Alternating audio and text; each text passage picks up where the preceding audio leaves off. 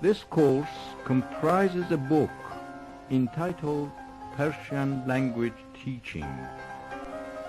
In Persian آموزش زبان فارسی. کلید تمرین 19. یک. شب گذشته باران شدیدی آمد.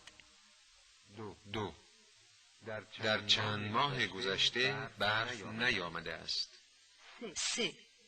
شاگردها هر روز سر ساعت 8 صبح به کلاس می روند. 4.